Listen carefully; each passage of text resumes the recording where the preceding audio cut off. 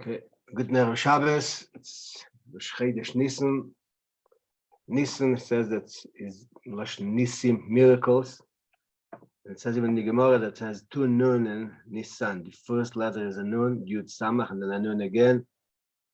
So it's two nun, it's Nisei Nisim, and therefore it said that Ben Nisan Nigalu. In the month of Nisan we were redeemed from Mitzrayim, or Ben Nisan Asidim Leigoel, and in the month of Nisan we're going to be redeemed. But it could happen even the day before Nisan, and then we'll be redeemed on Nisan. So, and it's Parshas Chodesh. So, interesting idea. The Parsha is called Tazria. It's talking about, the majority of the Parsha is talking about Saras, leprosy. What is such an interesting, we're talking about starting with a woman that has a child, right?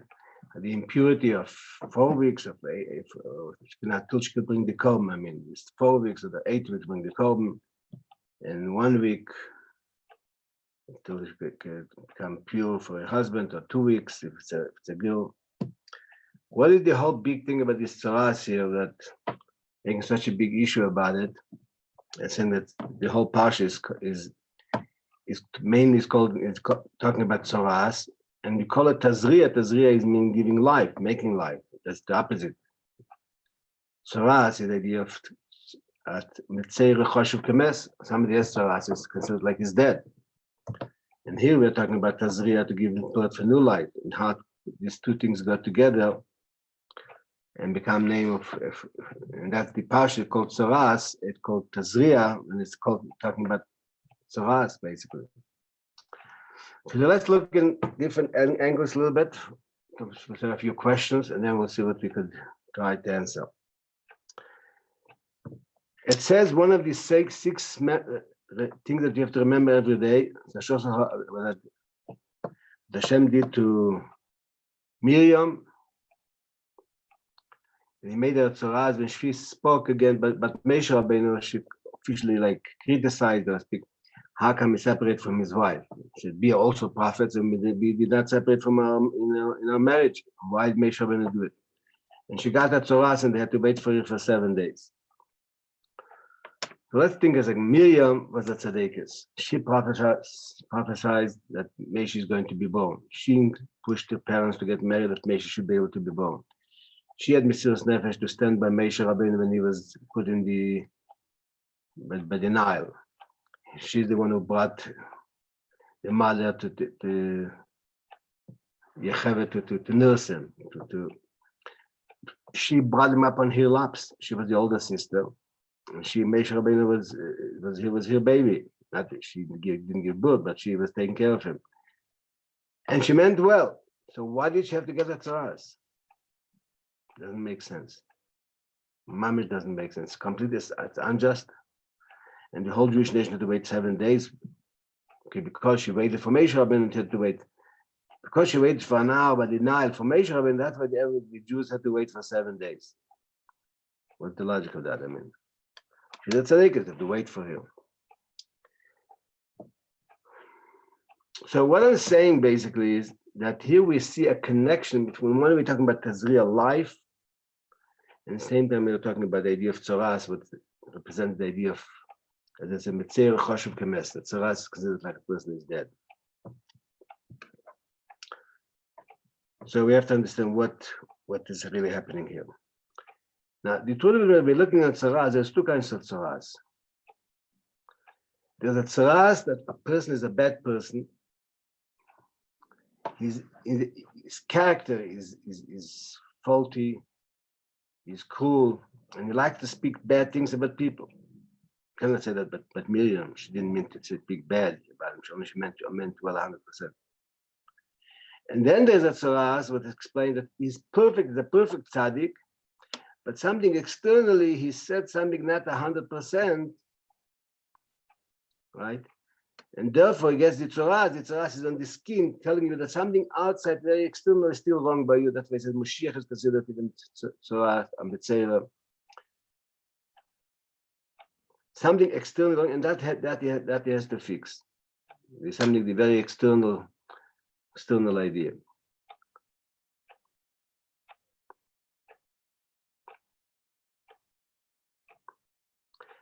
And that it was by Miriam, basically was the level of tzara that she was a perfect tzaddikus. But the fact that she spoke about Moshe and how come he separated from his wife, that wasn't 100% right, and therefore she got the tzaras. Why tzaras?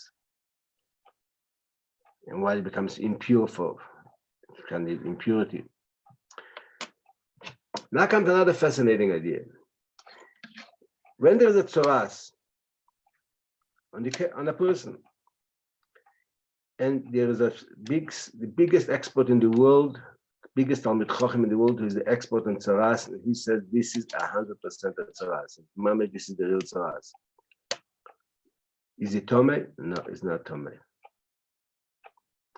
Only when the Kain comes and the Kain checks it out, and the Kain says he's Tomei, that's when he becomes Tomei. Now, it doesn't become retroactively Tomei. No, from when the Kain says it. Till the Kain doesn't say he's Tomei, it's not Tomei. What's the difference? Why? Why would all what you have to make that a tzaras, what Teir says a tzaras is, right? And you have to be an expert in that, because it could be small differences sometimes makes it yes or no. Furthermore, if the Kain is not an expert, what does he do? He has to ask the expert. The expert tells him, yeah, this is a tzaras. And then if the Kain will wait for some reason for half an hour, then he will say, yes, that's the tzaras, then it becomes Tom. Before that, even everybody knows that tzaras, everybody knows the Kain is going to say tzaras because he's relying completely on the expert. It's not Tomei. It's not Tomei. Then it becomes Tomei. And the same thing is the other way around. Only if the Kain checks it out and says that it becomes healed, his Torah, he becomes Torah. Why? Why only the Kain could say it? Why cannot say the biggest Talmid Chacham? The Talmid Chacham is higher than a Kain. Only when he says it's Tomei, and only when he says it's Torah, and we know 100% that's a tzaras.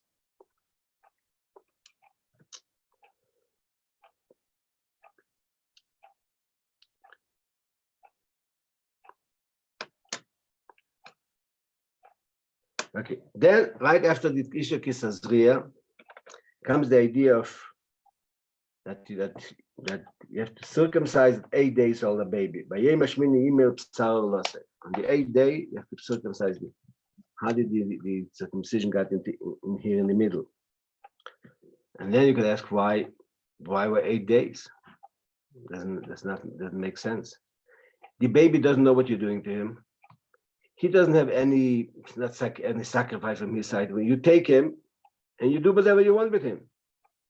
So what is the advantage of that? He's not bar mitzvah yet. He's not even a month old. That's in halachic. This means also big difference. And you're taking him not against him, not for his will. He doesn't know nothing. And you make him a bris. What is it meant to accomplish?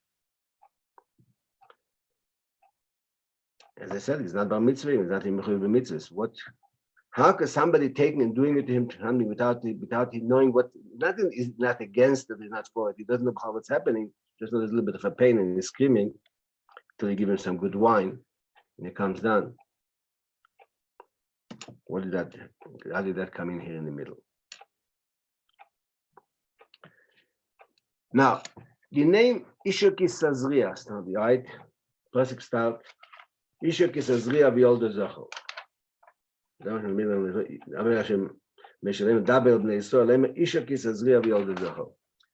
The name Isha is a woman called because she's taken from the man. Right? Kodem Rishon was taken from him a heap or wherever it was. According to many, there was two bodies close together, but is she taken from the man? Now, who is the real woman? The woman is the Jewish nation. Where are we coming from? From the Eibishter. I didn't see it clearly, I never saying, but we're called Isha ki me'ish l'kochazes. We are called Ish. We're called Adam actually, but also. But so the word Isha represents that the idea in the Jewish nation that they are part of the Eibishter.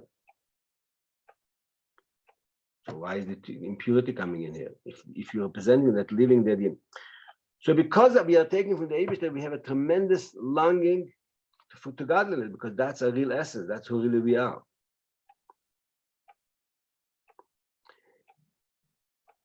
Then it says Tazria means that you planting mitzvahs, the seed that you have the mitzvahs in practically you're doing the mitzvahs. In other words, the word Isha represents your love and craving and desire and longing to the Eibishter, to become more spiritual and become completely united with the Eibishter. And you could come to a point of dying, place nefesh, expiring of the soul. But that's the love of the neshama, of the Jewish people, the natural connection to the Eibishter.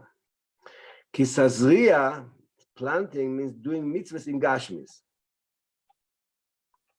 So how do we put these two things together? There's two opposite ideas.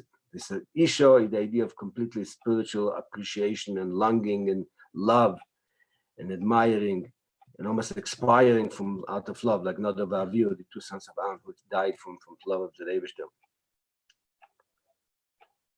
And the more question is, if your person reveals his whole love for the Eibishter, his whole connection to the Eibishter, what does he need mitzvahs b'tel mamash? Practically, mitzvahs are they're not coming close to that idea of love for the Eibishter.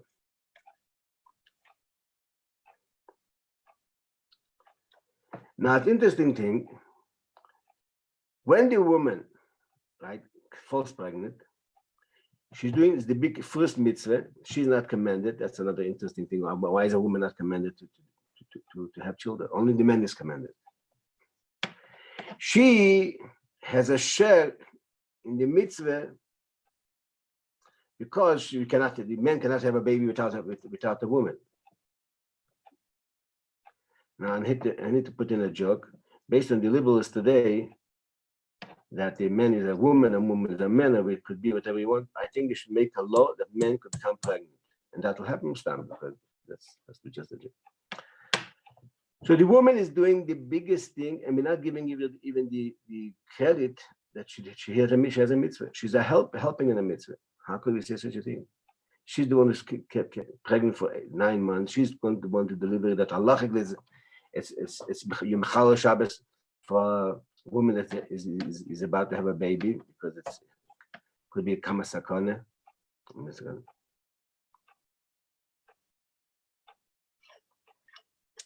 And then, in addition to that, she becomes Tomei.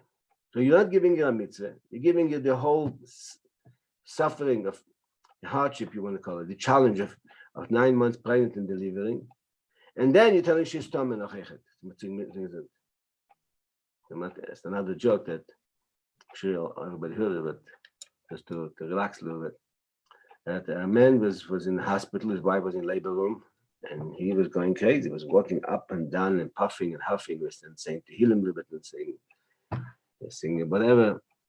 And finally, after an hour, the nurse comes out and says, Mazel Tov, there's a girl. She said, wow, Baruch Hashem. She said, thank God it's a girl. She won't have to go through what I went through now. Yeah, that's very hard for a father, even so. Some people don't think so, but it's hard. But can compare it to with the woman. So why you don't give her a mitzvah? And why is she becoming Tomei? She did the biggest mitzvah in the world possible. And then you're telling me she's Tomei. Why? She become tired. So here we see the whole time. But Miriam spoke about Moshe. She became Tomei. She meant well. And he told them that by every person's in the neshama coming down in a certain way, it comes down in a physical body, it becomes impure in a certain way. It's clothed in a body and in an animal soul, and impure. The neshama has mesiras nefesh to come down into a body and to do mitzvahs bepel mamish here. And what you're telling me that this Yerida is completely putting down the neshama. So what you answer in Yerida Tzarich Aliyah? What's the aliyah? That he has to do mitzvahs in gashmis, physical mitzvahs. How did physical mitzvahs take him away from that impurity of the body and the soul? He's doing it in a physical way.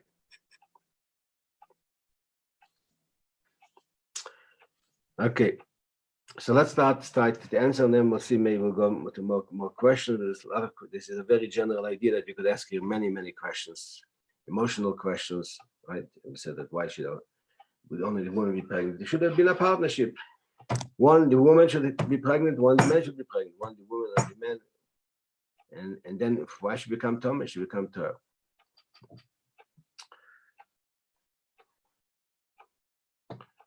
So first of all, I'd like to answer a little bit why the woman doesn't have a mitzvah in having children. Why giving you only a partnership? So I think the answer is because she is the mitzvah. The man is doing a mitzvah, when he's putting on tefillin, he's doing a mitzvah. The maximum the man could do, become connected to the Eibishter, is in the bris milah. But we also ask the question, what means what 8 days old, he doesn't know what's happening to him. But that's something happening physical. But this idea that the woman has become, she's completely pregnant with the baby, and the baby she's creating the baby. According to Chassidus. They need a power of creation here, that the higher level of the woman, and that applies also to the Jewish people when we're doing mitzvahs compared to the Eibishter. So if she's the mitzvah itself, she doesn't have to do a mitzvah. I'll give you an example for that. It says when Mashiach will come, all the mitzvahs will be bottled. On the other hand, it says that the mitzvahs are eternal. So how do we reconcile it? They're saying that the mitzvahs will be forever and ever. Rama said clearly. Here's this late Muchlefes will never change. It has to be 100%. On the other hand, he's saying, right, mitzvahs betelis lost love. The mitzvahs will be nullified in lost love. There'll be no mitzvahs. The Rabbi explains very interesting, fascinating idea. He says now you have a mitzvah, a commandment. You have the command, there is the Eibishter. You have the commandment, that's the mitzvah, putting on the tefillin, for example. And then you have the person who is doing the commandments. Yeah, there's 3 things here. There's the Eibishter, there's the mitzvah, and there's the person who's doing the commandment. Mashiach will come, it will be revealed that we are one with the Eibishter, so it will not be a commander and a commandment, and the one who is commanded will be one thing. We and the Eibishter, and the Jew and the Eibishter and the mitzvah will be one thing. That was not a mitzvah. So I'm suggesting, I don't remember seeing it clearly written somewhere, that's what I'm saying, I'm suggesting, that here the same case is by the woman, the idea of giving birth to a child, a Jewish child, and she makes a Jewish child, not the father. She making a Jewish child, but what we said that the Jew in the neshama is kodma, even before Torah, higher than Torah mitzvahs. Therefore, we can't say she has a mitzvah. That is functioning an idea that's higher than the mitzvahs, completely higher than the mitzvahs. So you cannot say that if you say that she has a mitzvah, you're putting it down.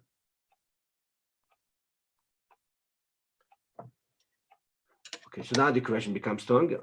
If she's doing such, since she's doing such a big thing, that she's giving birth to a Jewish child, but this Jewish child will continue the eternity of the Jewish people, especially if it's born a girl. So why is she becoming Tomei? She should become completely, as like becoming a partner with Eibishter in a certain way. But in the Klal, Jews are considered partners with Eibishter. So again, I'm saying when the Jew is coming down to a neshama comes down into a body to do mitzvahs, he also becomes impure because his instinct, our physical material, the neshama comes down into a body, into an animal soul, into the living soul. It becomes much lower. It comes in a certain way, something impure. So why? And I would like to answer that one answer also for the question why Miriam became Tzoras. Miriam, as we said, was a tzaddikus par excellence. Par excellence means a tzaddikus gmur, a prophetess. She made her father to marry Yocheved back, and then because of that, all the Jews got married back. She prophesied that Moshe would be born. She took care of Moshe Rabbeinu. She stood by the Nile River to see what's happening, and she had Mesiras Nefesh to take care of him. And then she took care of him for many years later. And then I have a secret for you. It says that the clouds, when the Jewish people were traveling for 40 years, that in schus of Anna came. But the water was in schus of Miriam. Because of Miriam, the Jewish people had water in the desert. That means she was one of the 3 people. Moshe had the man, and Aaron, I think, if I remember correctly, is the clouds, and Miriam was the water. So we're talking about a real, not only a tzaddik, we're talking about a person that was in a certain very important aspect. It was like providing the whole Jewish nation with their needs. And she brought up the leader of the Jewish people, the measurement. So we cannot question her love and her respect for Moshe Rabbeinu. So why did she become Tomei? Come to us. So the explanation could be said. The idea of death in a positive level means when you have to go from one level to a higher level, you have to disappear. The previous level has to die from you. So the idea of Tumah is representing that when you're transforming to a much infinitely higher level than before, you cannot go from one level to become holier and holier and holier. No, you have to go down. A simple example. The Neshama L'mayla goes the whole time higher and higher and higher. And she can never get to that greatness that she's going to get when she comes to the body. Comes to the body, becomes, as I said, call it impure, in a body, in an animal soul, and not always a tzaddik. But doing mitzvahs down here, that tumah is the dying of the previous state to become to infinitely higher level. And Hashem comes to a much higher level. Yerida tzerich aliyah, the descent, sake for the ascent.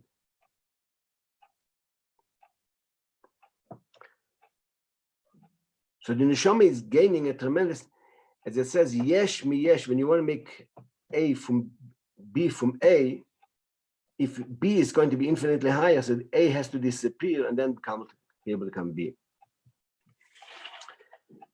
And therefore, this idea, the whole Tzoras is telling you that the person has the ability to become Tomei. That only means there's a various it becomes Tomei. When you do the biggest mitzvah, you could become Tomei, because if you're involved in the Gashmas, you become Tomei as far as appreciation and the love for godliness. You're losing. But that helps you to go completely beyond the highest spiritual level that you were ever before. And that's why Miriam, when she spoke about but Moshe Rabbeinu, I said that there was something for her that she had to have an elevation, infinitely higher elevation. As Rabbi told him, how did you dare speak about Moshe, even is not my servant, or my servant even not Moshe? Moshe was so infinitely higher, and she now deserved to get some of that, and that is through becoming Tomei, and therefore the whole Jewish nation had to wait with her. But the whole Jewish nation had to have an elevation. As I said, she drank her water. So Miriam's Tzoras is a system, if you want to call it. I would call it as a system of dying in order to become a much higher level. So if she gives birth to life to somebody else, created brother and Neshama, gives such a big thing. So we're saying her previous existence disappears in order to be able to allow a place to become the infinitely higher place.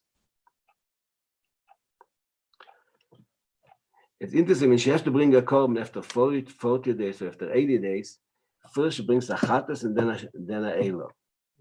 Chatas, I mean, on a sin. If a person sins by mistake, in Mechal Shabbos, he desecrates Shabbos, he ate Yom Kippur, and brings a korban chatas. He did a mistake. So then tell him, why is she bringing a chatas? What sin did she do here? And then he brings the elo. Let's first bring the. Normally,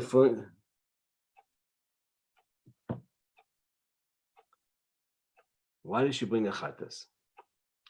So, based on what we said, we could explain it. Because she's going up to an infinitely higher level, her previous state is like a sin. Give it with another example. We say Oshamnu Bogadnu, we say the video, we say after Shemon Esrei. I sinned, I rebelled. Seemingly, before Shemon Esrei, when you're going to speak to the Eibishter, you should say, Shanu before Shemon Esrei. Do tshuva before Shemon, then you're going to speak to Eibishter. Because Shemon Esrei, when you're doing the Amidah, you're staying, you're talking to the Eibishter. So before that, you say Shanu. Why say Shanu after that? So one of the explanations is given that the Shamnu that we say after Shemon Esrei is a different kind of a Shamnu. When you're completely clear before Shemon Esrei, 100% clean. But when you're standing in front of the Eibishter, you reach to a higher level, then your whole perspective, your whole measurement, your whole view on what is a sin is in a much higher level. So what was before not considered a sin for you, now it's considered a sin. Shamno, after Shemoneh Esrei. In the level that you are now, almost say like Kesselman was saying, not only doing tshuva of the Aver, but to tshuva on your mitzvahs, that you didn't do your mitzvahs in the level that you appreciate now, not because it's your fault, but now you're capable of that idea. So the whole idea of Torah, that's such a whole Parsha in Chumash, especially connected with the idea of birth. Because birth is life. In order to come life, in a physical example, if you want to plant a tree, you put a seed in the ground, the seed has to rot away. And then it could go a new tree from it. In other words, from A to become B, if B is infinitely higher, a new tree compared to the seed that you planted is infinite as a beautiful tree with beautiful branches and beautiful leaves and beautiful fruit, and the fruit have seed in it so they could plant more trees. So from one seed that should come out, it's like, in a physical sense, it's infinite kind of a gap. You have to disappear first. And that is saying that you come to a state of realizing that you're impure. You're nothing compared to what you could do. But that brings you to a level of connection to the Eibishter after that, in completely beyond what you had before. Okay, so then we asked the question, one of the questions we asked was a very important thing. Why, when a person has a tzoras, is not tomei? Everybody knows that a tzoras, 100% tzoras, is not tomei. Till the Cain comes there, still not tomei. Cain checked us, and he checked with the experts, and everybody says tzoras is not tomei. This Cain says tzoras, tomei, becomes tomei. What happened here? So the Rabbi explained a fascinating idea. Every one of us has in himself something make mistakes. So the question is, if you criticize somebody else, think he's wrong, he's tomei. Or you criticize yourself, think you're saying you are tomei. Say, no. That's wrong, because that is not a positive, not going to take you to a positive direction. It's going to bring you down. A Kayan is a Isha Chesed, a man of kindness. That's what a Kayan. Externally, not necessarily, but in a deeper level, the Levi is more Gvur and the Kayan is Chesed. When the Kayan says, in other words, when you tell yourself, or somebody tells you, or you tell somebody that you have that's a tzaras, but you're saying it completely out of love and only completely because you want to help him, and you only see the good that's going to come out of it. Even so, you're saying that it's a little bit harsh. Then the reality becomes that this is a tzaras and it's tomei now. Why? Because this is a tumah that will bring to tare. Because now he sees it in a positive way. That's a mean to an end, to come to transform, to come to a much higher level. But if you're telling somebody that is tomei, you 100%, you could prove it 100%. Since as long as it's not going to become a vehicle, a mean to become to a higher level, it's not the tzorah, it's not tomei. There's no tomei here. Because there cannot be anything that's something wrong really by a Jew, cannot be. Only thing that wrong could be by him, when it's a mean to an end to take him in a much higher level.